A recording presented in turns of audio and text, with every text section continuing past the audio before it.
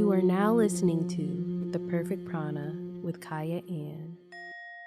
What's poppin'? What's good? Hello, my friends. You're listening to The Perfect Prana Show on 88.1 FM WCRX, also available on Apple, Spotify, and YouTube. I'm Kyah Ann, your host and a yoga enthusiast, and I'm very blessed to be here with you all. Today, we have the usual, the yoga news, where I speak about things that are going on in the world and how it relates to yoga. Yoga Heals, where I bring on a very special guest and discuss their practice, and the weekly wellness challenge, where I've been following the 8 limbs of yoga. But before we get into all of that, let's center ourselves. Let's take this moment to go inward, to focus on our breath, focus on our prana. Prana translating to breath, as in the breath of life, our life energy force, our life source. There's many translations. So no matter where you're at, you're sitting on the couch, if you're driving in your car, you're sitting down somewhere, or you're standing up, or you're laying in bed, there's many options. No matter where you're at, take this moment to lengthen out your spine. Sit up nice and tall if you're sitting onto your sit bones, or if you're laying down, try to get your back fully onto the surface from the low back, the middle back, the upper back. If you're standing up, stand up nice and tall with some dignity so breath can effortlessly move through you. And relax each part of your body. Release any tension in your feet, in your ankles, in your calves, your shins, your knees, in your quads, in your glutes. Letting everything relax, relaxing your stomach, fully letting it go. Relaxing your shoulders, lengthening your neck. Sitting up nice and tall, yet relaxing each part of your body from toe to head. You can take your palms and face them up as if you are receiving a gift. Notice your breath. Notice what it does naturally, where it goes naturally, the pace that it's moving, and just notice without controlling it. And push out your very last breath that is your own. And with me, take a deep inhale through your nose, filling up your belly like a balloon, and hold at the top. And exhale with a nice sigh, like deflating your belly completely, and hold at the bottom. Take a new inhale with me through your nose, letting the breath travel all the way up your spine. And then exhale, letting out that sigh, like inhale through your nose, filling up all the way. And exhale dramatically, feeling stillness in your body while your belly is deflating, pushing out everything. Then with me, take a nice smooth inhale through your nose, into your belly, past your rib cage, into your chest, letting your spine become longer, your torso even taller, and exhale like a nice sigh, like deflating your belly, still feeling the length in your spine. Let your breath come back to its normal steady rhythm. I am centered. Let's get on with the show. Yoga news. Companies looking to offer psychedelic drug therapy coverage for employees report. A growing number of companies are exploring the possibility of offering psychedelic drug therapy for their employees as a cost-saving and effective means of mental health treatment.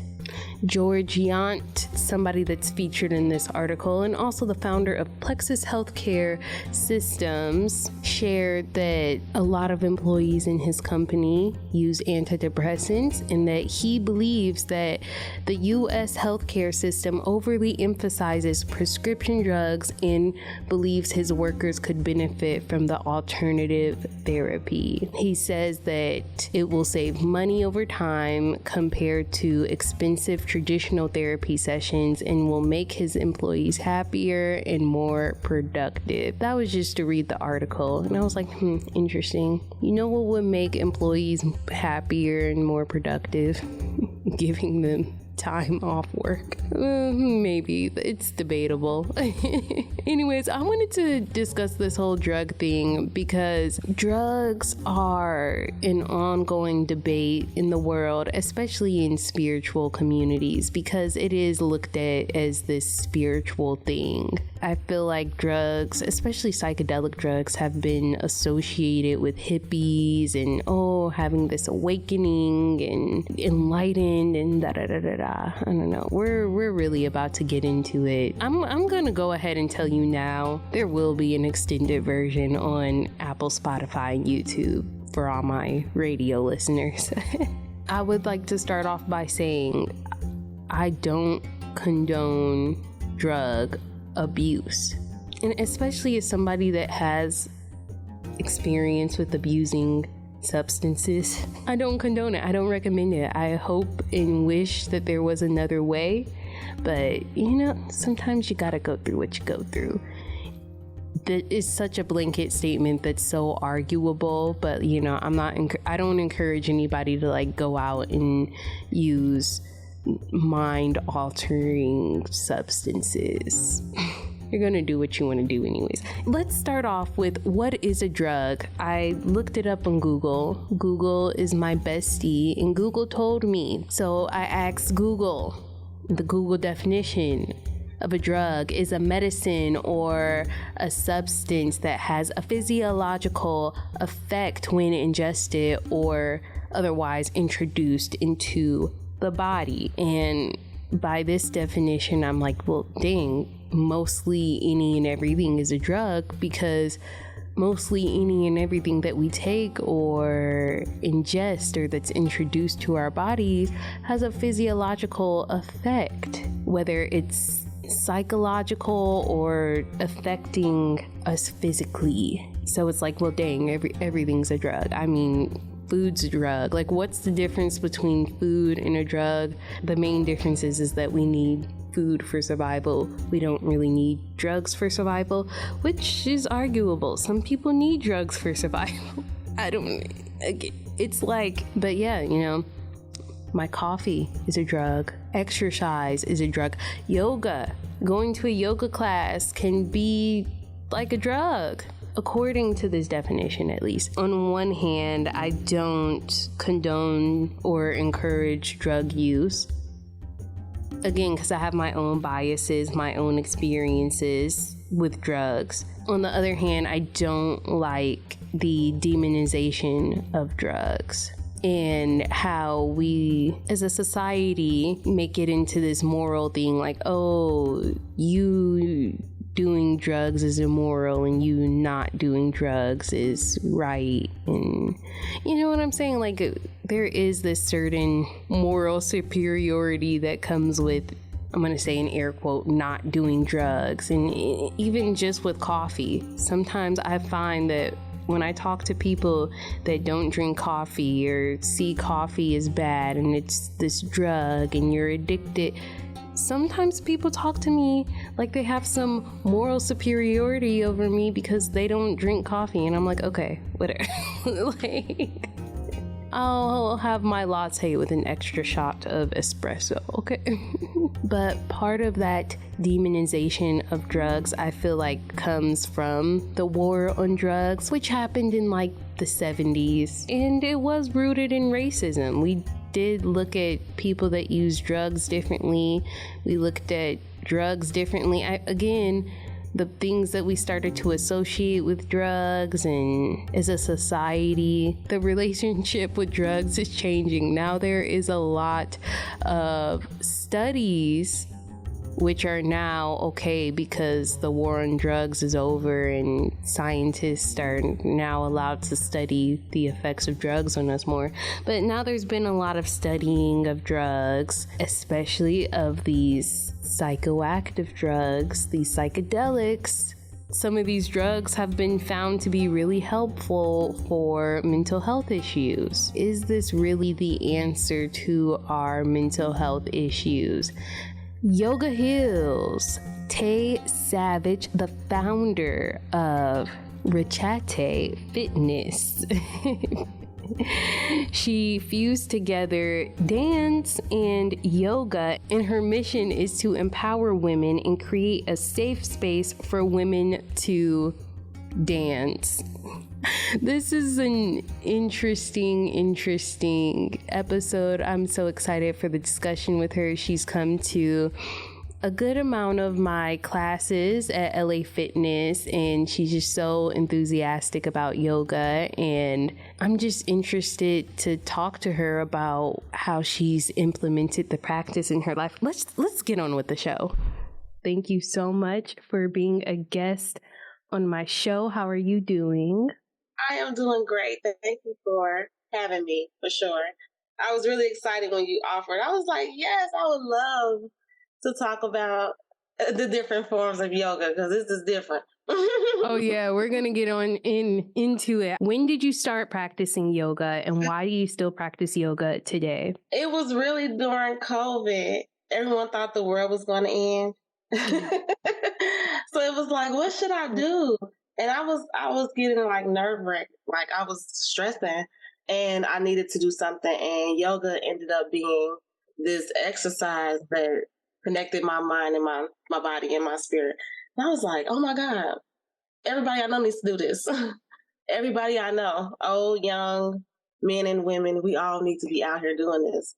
And so just having that idle time during COVID really pushed me to like want to move my body in different ways, for real.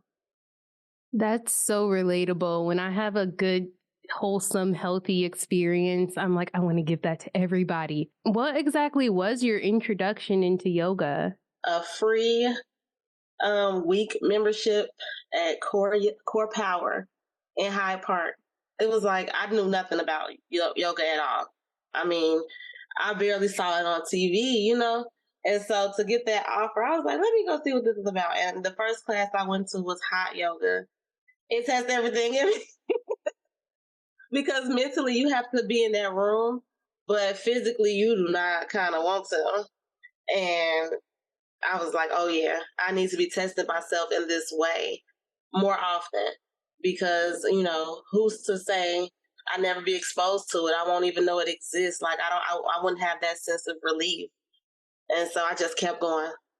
It went for like 2 years straight. I was just in the yoga studio.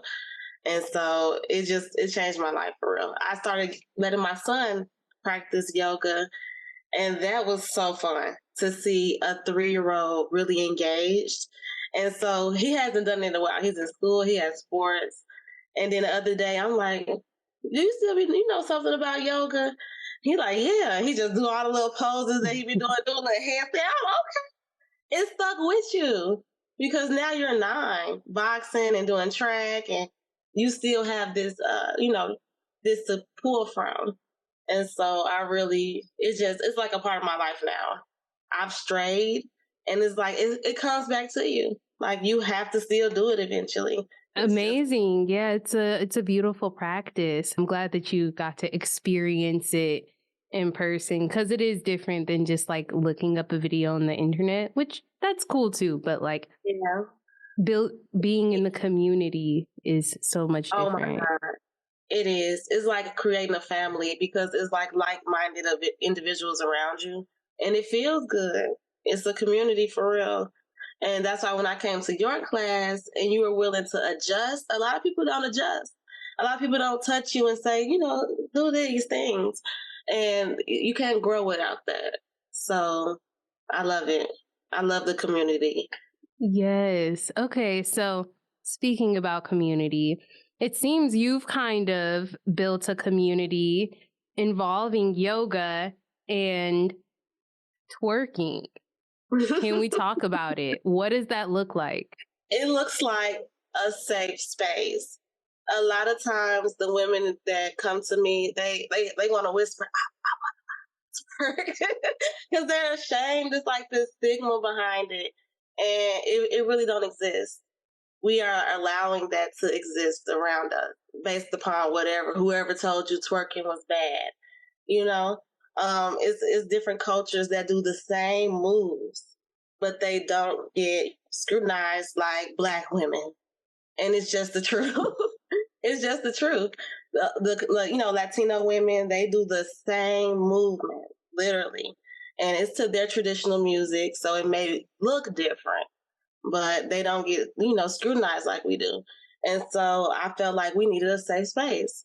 And what better way to enhance your twerk than with some yoga, with some stretching, with some breath work?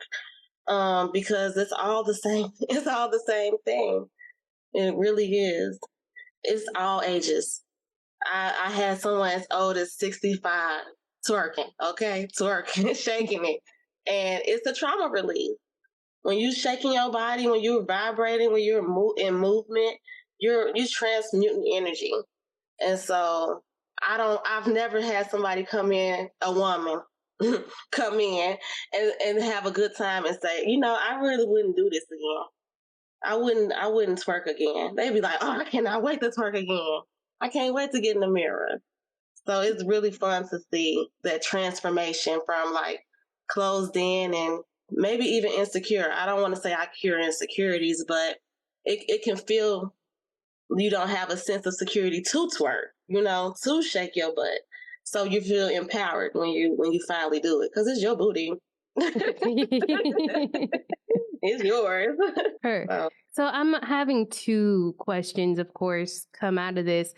My first question more is, what exactly does a session with you? I understand you do online. I'm not sure if you do in person, but like, what does a class consist of, revolved around yoga and also revolved around twerking? Like, what does that look like? And then also, have you received any pushback on this? Which you kind of talked about a little bit, like, It don't be the ladies for sure. A lot of men, they're attracted to it, and it's understandable, but it's respected in other ethnicities different ways. So once people get past certain things, they wouldn't, but a lot of men, I get pushback. Even older women, they be wanting to be a part of it. It's fun to them. So it's always the men. I could say social media has been polite. It's mostly in person that I'm experiencing somebody who wants to let me know how twerking offends them. But it's mostly in person. When it comes to a full Rachete, that's the name of my business. It's not ratchet. It looks like it's ratchet, but it's Rachete Fitness Twerk. And so we incorporate yoga techniques, twerk, and just a regular aerobics, like just a regular cardio. When you start off your session, I'm going to speak. I'm going to relax the room, just bring us into a meditative state where we are actually setting intentions for what we want to do. Some people I want to twerk better. Some people, I want to be more flexible. Others might say, I just want some community. I want some girls around me who want to be in positive energy. And they set that intention, and we stretch, we do our yoga flow. I teach the basic poses that they could practice at home. Do a little bit of cardio just to pump them up, and then we get into twerk techniques. We do twerk drills. Just like you would go to the gym and do some back and forth drills, you do the same thing with twerk moves. And then at the end, we learn a fun routine.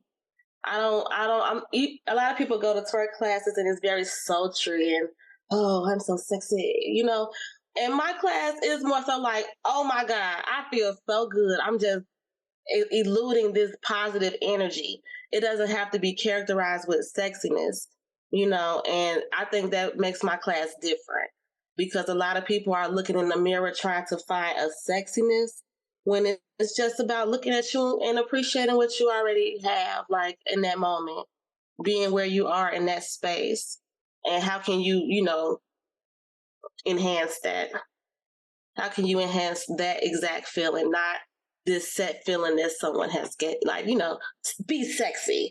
Maybe you want to be exotic or something else that day, So just giving that option. Yeah. And then at the end, it's a party. We twerking, we drinking a little bit of wine, and we exchanging numbers. People make friends out of these situations. No, that's amazing. That that you're building community around two forms of physical movement that you really care about. And thank you so much, because it is difficult without a community. That's what all this is about, I swear. Really. Yes, ma'am. All right. Well, that was pretty much all my questions. Thank you so much for coming on, talking to me about yoga and twerking and how you fuse them together. And to me, that's pretty creative. So I love that. Before we go, what I've asked is if you would just lead us through a pranayama or a breath work. And you could kind of do it how you would do for your class. Go ahead and relax. You can leave your eyes open or you can lower your gaze.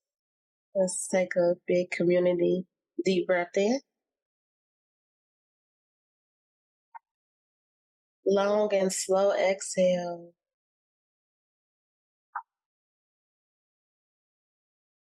Empty your lungs all the way out. Deep breath in.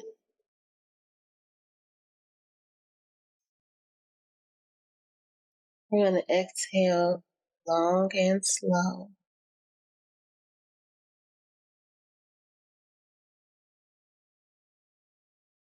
As that breath come out, go ahead and relax the jaws. Almost like a deep breath in. Slow exhale.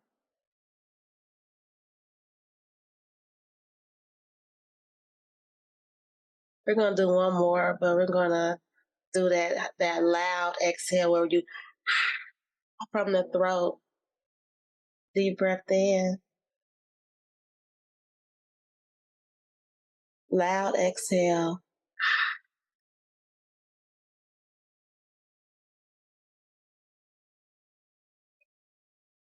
That felt so good. Just those little 4 breaths.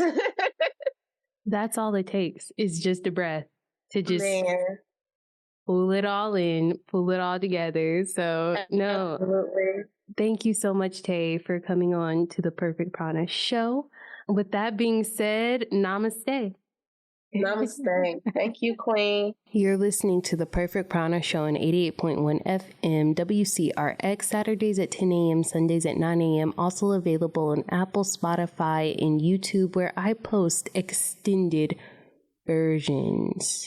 Weekly Wellness Challenge. I've been following the 8 limbs of yoga for my weekly wellness challenges, and last week was asana, which is the most commonly practiced limb, and I talked about that a little in the last episode. Anyways, the challenge was to go to a yoga class. Did I do that? I did. I went to a yoga class besides my regular 2 classes that are my elective for school, and honestly, I went to this class and I forgot. It was more so a workshop, but I had forgot that part of my challenge was to go to a class this week, and I was like, dang it, I didn't do it. But then I had remembered that I went to this at Yoga View. It was for the new moon. It was a sound bath and restorative yoga, and I was like, well, that counts. So I'm glad that I went and I practiced with people. This week's challenge, we're on pranayama, which is exciting and special because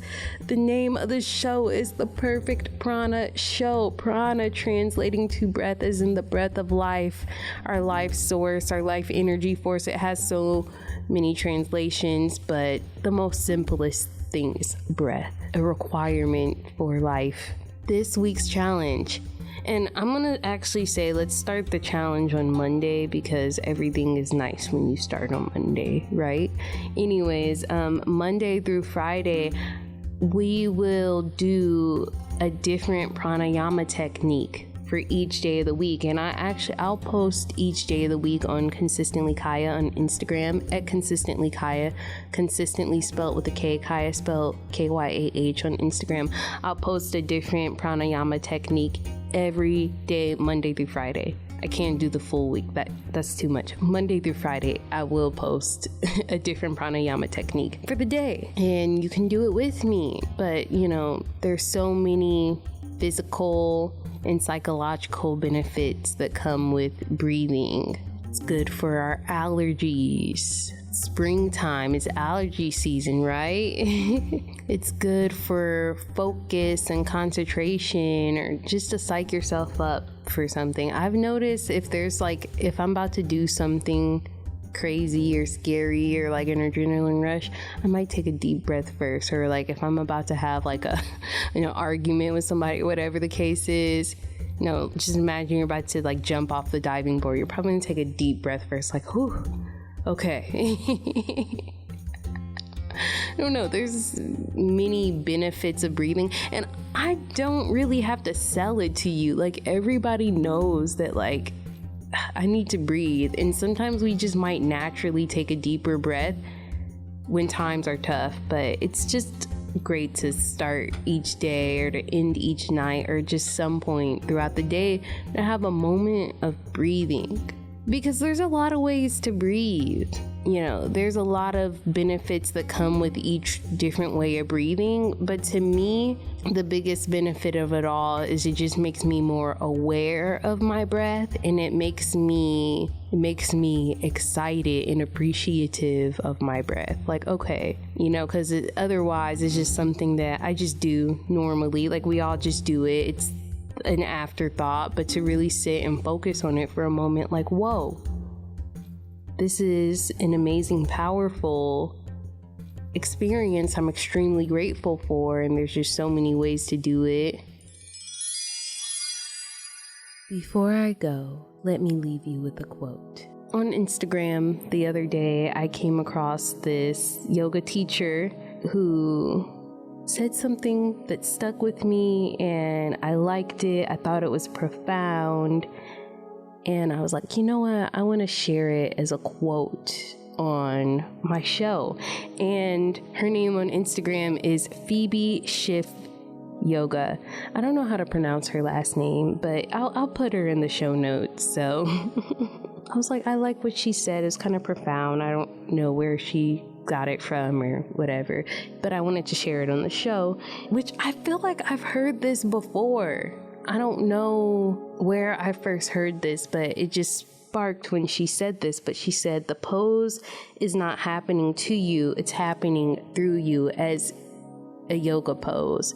And to me, it was just a reminder to create a posture with your body with as much dignity as possible. With yoga poses, not all of them are accessible or for me or whatever. That, like, I'm just not there where I can do what the picture is showing. I can still create a similar shape with my body and still have dignity. Like, still create it with ease, and I'm still upright, I'm still aligned in everything, but I'm doing it with a sense of dignity. Like, it's not happening to me. I'm not struggling to do it. Like, it's happening through me. I'm creating a shape that works for my body, that feels good. Like, it should feel good, okay? That was the show. Thank you guys so much for tuning in to the Perfect Prana Show on 88.1 FM WCRX, Saturdays at 10 a.m., Sundays at 9 a.m. Follow me at Consistently Kyah, consistently spelled with a K, Kyah spelled Kyah, on Instagram to breathe with me and to see what I'm posting. With that being said, the divine within me bows to the divine within you. Namaste.